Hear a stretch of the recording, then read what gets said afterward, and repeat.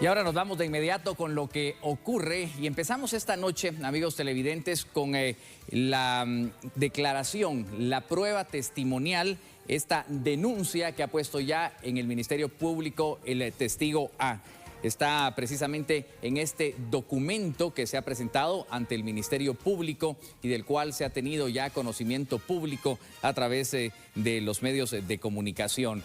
Pero será más adelante cuando demos a conocer el detalle de esta denuncia que se hace precisamente ante el Ministerio Público. Sin embargo, pues recordaremos cómo el Ministerio Público pues precisamente ha sido objeto de cobertura, porque en una entrevista exclusiva el testigo A relataba toda la verdad en torno a la denuncia que presentó por haber sido coaccionado, como usted habrá escuchado, para rendir una declaración sobre hechos que no le constaban. Axel Cardona conversó con él. Cardona, en esta oportunidad le damos seguimiento a este tema que ha sido de interés a nivel nacional e internacional. Hablamos específicamente sobre la publicación del diario digital elfaro.net, en la cual se hace ciertas acusaciones en contra del presidente de la República, el doctor Alejandro Yamatei, y también del exministro de Comunicaciones, Luis Benito. ¿Qué pasa con este caso? Ya anteriormente le dimos a conocer a ustedes una entrevista en exclusiva con el testigo A. Hoy, precisamente, estamos con él para que usted conozca a detalle la situación y, por supuesto, cuál fue el proceso de la coacción que existe en contra de él y por qué teme por su vida. Hay situaciones que usted conocerá en esta oportunidad. Estamos contigo, gracias por la entrevista, gracias por permitirnos mostrar al pueblo de Guatemala y al mundo entero la situación que está pasando. Yo te pregunto, iniciando con esto, ¿eres tú el testigo A? Sí, primero que todo, muy buenos días. Muchas gracias, Axel, por la entrevista y el espacio que le solicité y que muy humildemente me lo brindaron. Sí, el testigo A soy yo y en este momento lo ratifico. Y ahora bien, partiendo de esto, te pregunto, ¿usted reconoce la voz de este audio que se filtra en esta publicación y que fue presentada ya también anoche en el programa Conclusiones de CNN en español? Sí, reconozco la voz, es mi voz. En esta oportunidad hablamos específicamente de estas declaraciones. Estas declaraciones forman parte de una situación que fue usted obligado a hacerlo. Sí, te comento, como bien había comentado la vez anterior que tuvimos la entrevista, todo es parte de un proceso que empieza de parte de la Fiscalía Especial contra la Impunidad y la Comisión contra la Impunidad en ese momento dirigida por el señor Iván Velázquez. Esto narro desde el 2018 con base a que ellos tenían ciertas presiones o ciertos intereses que luego vamos a conocer en esta entrevista. Ellos empiezan en ese momento, en base a que en ese momento existía otra sociopolítica, si lo querés ver, otra circunstancia sociopolítica, como lo podríamos explicar, que era principalmente provocada por la CICIG de Iván Velázquez y la FECI de Juan Francisco Sandoval. Ahora bien, anoche en conclusiones, Fernando del Rincón indicaba que es una investigación específicamente de ellos como programa que lleva meses. Pero también se escuchó de la publicación del Faro.net, que es una investigación de ellos y que se publicó el pasado lunes. Sí, correcto. En base a eso yo creo que es interesante cómo ellos mismos no se dan razón o se contradicen. Eso demuestra inseguridad en cuanto a lo que están ellos estableciendo. Creo que no solo es importante recalcar también que en estas publicaciones, sobre todo el Alfaro.net, en el momento que se da, que también hablaremos de eso en un momento, y el programa Conclusiones del día de ayer en la noche, lo que único que se expone es el temor de parte de ellos de que testigo A, que en este caso, vuelvo a decir, soy yo, diga la verdad y narre cómo fue que fue coaccionado y les explique a toda la población y a todo el mundo en general cómo es que no solo este caso es, no solo aislado, porque hay varios más que yo creo que ya están estipulados y algunos incluso judicializados, y que ya yo creo que algunos, yo creo que incluso ellos utilizan la palabra bajo reserva en algunos momentos de una forma equivocada para confundir un poco a la población. Sin embargo, yo creo que si los casos están bajo reserva Ellos también niegan la forma en que todos los audios y las declaraciones llegaron, lo cual es interesante. E inmediatamente se dedica, en este caso, en conclusiones, Fernando del Rincón no solo a defender al exfiscal Juan Francisco Sandoval, sino también se dedica a negar que por parte de ellos fue la filtración, lo cual es interesante porque solo esas dos personas tuvieron acceso a esa declaración. Ahora bien, usted presentó una denuncia por coacción para presentar esa supuesta declaración. Correcto. Narro, y yo creo que es importante establecer los tiempos de la denuncia y de la publicación del Faro.net. La denuncia yo la presento en asuntos internos de forma totalmente voluntaria en vista de que realmente se estaban tergiversando muchas cosas.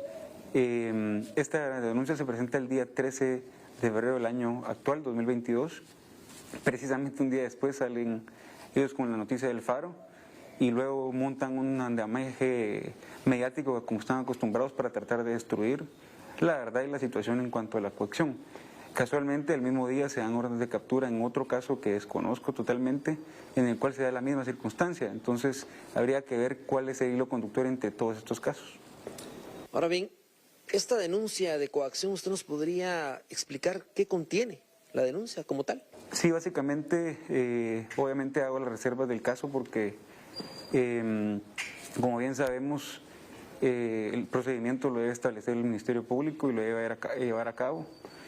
Aparte que también temo por mi familia y seguiré temiendo en cuanto a estas circunstancias, pero básicamente la denuncia se da en base a que ellos, como te decía, y me refiero a ellos porque viene desde la Comisión Internacional contra la Impunidad hasta el último momento que Juan Francisco estuvo ahí, en relación a una circunstancia de mi familia personal, donde ellos básicamente me piden ayuda, básicamente para coaccionarme en cuanto a la liberación de algunos bienes, y yo creo que se ha notado el ataque mediático que ellos han tenido en cuanto a esa circunstancia, bienes de mi señora madre y mi señor padre, de empresas que absolutamente, incluso en algunos casos, no tengo ni la menor idea de que eran parte de las sociedades nuestras, e incluso de mi señor abuelo y de gente muy importante para nosotros, que incluso la edad ya tienen alrededor de 90, 93 años, y que posiblemente puedan morir a causa de este tipo de cosas. Yo creo que en la denuncia está estipulado exactamente cómo se hizo, y en su momento el MP, ellos tomaron la decisión de cómo hacerlo, y lo respeto porque yo creo que ellos, a diferencia de como lo dijo la publicación, el programa Conclusiones el día de ayer, el MP es totalmente libre de investigar a todos los involucrados y personas individuales en Guatemala, en su jurisdicción, ya que es un poder completamente aparte y no vinculado a ninguna otra entidad o otro poder de gobierno. Ahora bien, yo le pregunto, en relación a las citaciones en Gerona, cuando lo llamaron, ¿usted se presentó voluntariamente o lo citaron? ¿Y tenía abogado en ese momento con sus declaraciones? Sí, te comento, Axel, también un tema que tratan ayer, que en teoría la presentación fue voluntaria.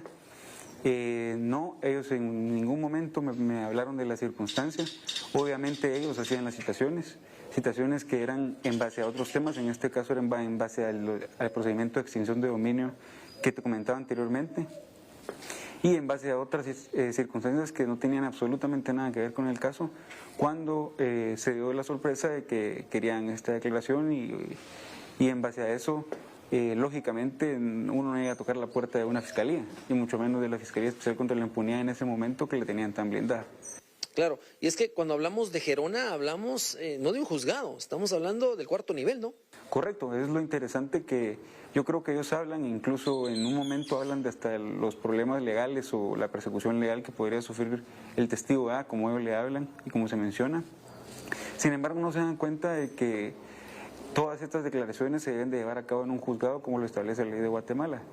Y eso quiero que quede claro, es de que la situación y la declaración se dio en el cuarto nivel de Gerona, en el búnker, como básicamente le dicen, que es la oficina del exfiscal Juan Francisco Sandoval, donde, como yo bien dicho, me consta la presencia de la jueza Erika Ifán, de algunos fiscales que hoy por hoy están huyendo del país por problemas con otras personas o coacción a otras personas, del fiscal Juan Francisco Sandoval, quien no tiene nada que ver en el proceso, por lo tanto es extraño que estuviera ahí, sobre todo en su oficina. Y también digo que estuve solo y no con un abogado, que eso es también una total mentira que hablaron en conclusiones. Ahora le pregunto yo, ¿cómo todo esto? Pues surgen dudas en la población, si usted es un testigo protegido o un colaborador eficaz. ¿Qué es usted? Sí, es entendible las dudas, sobre todo por lo que ellos tratan de hacer no solo en los medios públicos, los medios que los apoyan, sino también en redes sociales. Yo no soy testigo protegido, yo no soy colaborador eficaz. Para que un procedimiento de colaboración eficaz se lleve a cabo debe haber un convenio de colaboración eficaz aprobado por un juzgado, cosa que no existe. Y también para ser un testigo protegido tienes que tener un convenio de la misma forma que tampoco existe. Por lo tanto, realmente, solo ahí ya tenés una falacia en todo lo que ellos pudieron haber dicho ayer y una irregularidad en el proceso de cómo se ve la circunstancia. Esto aunado de dónde fue la citación y dónde se llevó a cabo la disque audiencia. Claro, ¿teme usted por su vida y la de su familia? Sí, yo creo que no hay noche que pase que desde que ellos empezaron con esta situación yo tema y seguiré temiendo por toda mi familia, por mi núcleo familiar principal y mi núcleo secundario y terciario. Por la mía principalmente, y yo creo que esto es algo que también la población de Guatemala tiene que saber, es importante y hay que tener, yo escuchaba una declaración de una persona ayer hablando en cuanto a esto, hay que tener muchos pantalones y también mucho miedo, pero yo creo que todos, y invito a toda la gente que le haya sucedido a denunciarlo, porque si no denunciamos en conjunto, se seguirá dando y esto es complicado. Por lo tanto, te vuelvo a responder tu pregunta, sí temo por mi familia, temo por mi vida, temo por todas las circunstancias que ellos puedan establecer, y no solo podría ser de una forma física, sino que también atacan de formas, por ejemplo, económicas o de otro tipo de cosas que ellos están acostumbrados a hacer, que obviamente ellos no lo mencionan. Sin embargo, creo que es momento de decirlo, las coacciones son diversas y son de distintas formas, no necesariamente tienen que literal amenazarte, y ellos yo creo que lo saben hacer muy bien. Ahora bien, ¿esta denuncia por coacción tiene reserva legal? La denuncia no tiene reserva legal como tal, el procedimiento, tengo entendido que no tiene reserva legal como tal. Sin embargo, la denuncia, como bien te dije anteriormente, fue presentada el 13 de febrero del presente año y está bajo resguardo de la Fiscalía de Asuntos Internos del MP, y por ética profesional el MP llevará su investigación a cabo de una forma regular, y yo creo que el indicado para decir o hablar de esta denuncia, más que comentar qué se hizo para convalidar que ellos decían que no existía, es la misma persona que la puso, que fui yo, que en su momento lógicamente sabrá quién es esta persona o quién es testigo A, y en ese momento creo que muchas cosas saldrán a la luz. Y yo creo que ese es el miedo. Yo creo que excusa A, culpa aceptada, y eso creo que es el propósito de la entrevista de CNN y la entrevista del Faro.net. Ahora bien, ¿usted quisiera agregar algo más? Tomando en cuenta que este espacio está para usted, para poder denunciarlo, aclararlo, ¿quisiera usted agregar algo más a este caso? Sí, yo creo que para cerrar, y yo creo que también para toda la población guatemalteca, es de mi interés decirles que es una situación bien complicada y que hay que tener mucho valor para tener, pues estar en un momento y contar la historia real, sabiendo las consecuencias que esto puede tener. Sin embargo, quiero decirles que todos están motivados a denunciar todas las coacciones que hubieron. Yo creo que el año pasado, si no estoy mal, la Comisión de la Verdad del Congreso de la República, o hace 2 años, no recuerdo en este momento, era su función, y hay muchos casos más que quedaron en el tintero. Yo creo que habría que darle seguimiento a eso, y aparte de esto yo creo que cerrar con que pedirle al licenciado Juan Francisco Sandoval que deje al MP trabajar con como él dice, con una transparencia y con una investigación sin tener presiones de absolutamente nadie, porque así como se presiona según él de cierta parte, yo creo que una entrevista en CNN, de la forma que él lo está haciendo y de otras circunstancias, es presión, y esto creo que no es ético. Entonces, señor Juan Francisco, también, por favor, que se reserve y que dejemos que el MP haga su trabajo y que se resuelva lo que se tenga que resolver y lo que sea verdad en este caso. Bueno, definitivamente, amigo televidente, tenemos ya en exclusiva acá frente a su cámara, por seguridad, por supuesto, siempre guardamos el rostro, pero él es el testigo A. Usted ha escuchado perfectamente la coacción, la denuncia que se ha sido presentada, y desde luego, pues el protagonista de todo esto, pues también da a conocer a los implicados. Volvemos con ustedes a Estudios.